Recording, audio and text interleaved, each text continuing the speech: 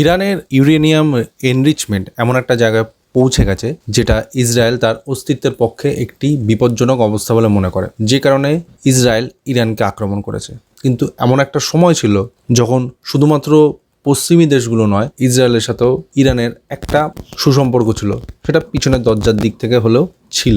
1979 সালের ইসলামিক বিপ্লবের আগে অবধি, যতদিন ইরানের শাহের রাজত্ব ইরানে ছিল, ততদিন অবধি ইরান এবং পশ্চিমী দেশগুলি একটি পারস্পরিক সহযোগিতা এবং বোঝাপড়ার উপর নির্ভর করে সম্পর্ক চলছিল।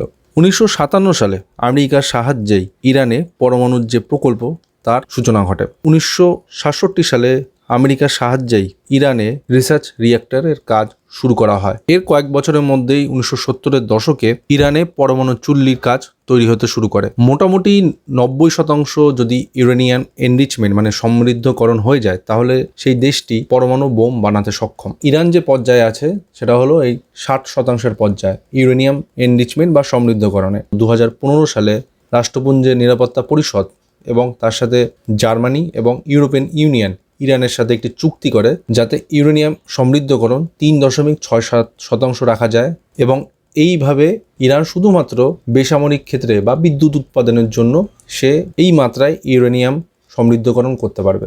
2018 সালে যখন ট্রাম্প সাহেব রাষ্ট্রপতি ছিলেন, তখন আমেরিকা এই চুক্তি থেকে বেরিয়ে যায় এবং ইরানও তার যে এই চুক্তির প্রতি যে দায়বদ্ধতা সেটা থেকে সরে আসে।